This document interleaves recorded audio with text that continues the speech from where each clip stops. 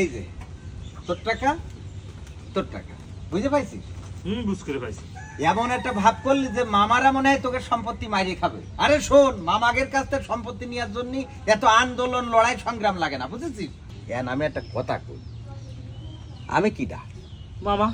মামা তোমার নানার ছেলে নাকি? হ্যাঁ, নানারই তো ছেলে। তা আমি তোমাকে নানার ছেলে হিসেবে আমার একটা দাবি তো থাকতেই পারে না? তা তো নাকি? দাবি কি করবো? আমার দুই ভাই মিলে অন্তত 3,000 টাকা করে যদি 6,000 টাকা দিতে আমার একটু উপকার হইতো। আমি তোমার নানার ছেলে, নানা ছেলে হিসেবে দেবো, তাই কি 3,000 টাকাই তো? তোমার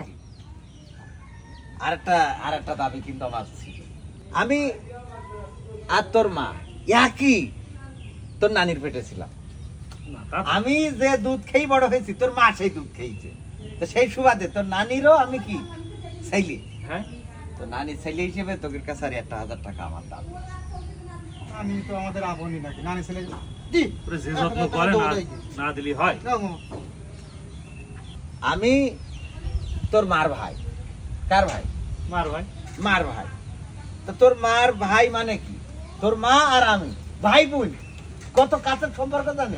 তোরা যেরকম দুই ভাই, তোদের মা আর আমি কিন্তু এইরকম ভাই ভাই।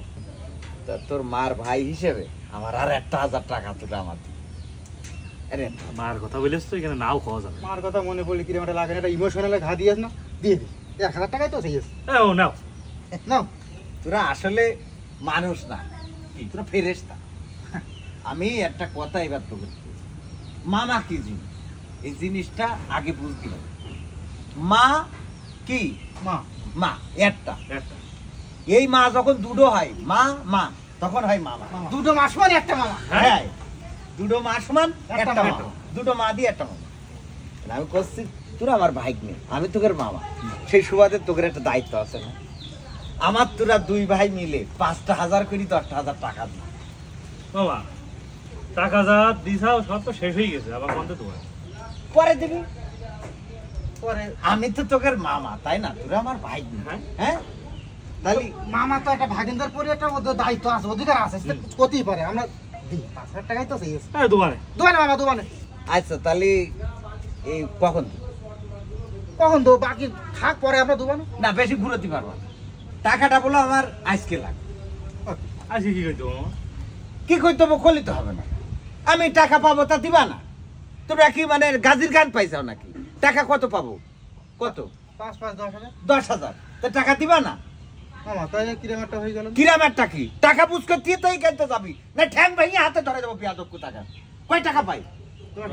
10,000 টাকা বুঝ করে দিয়ে তারপরে যাবি। ফাইজলে পাইছাও না? আমরা এখন কিভাবে বুঝ করবো?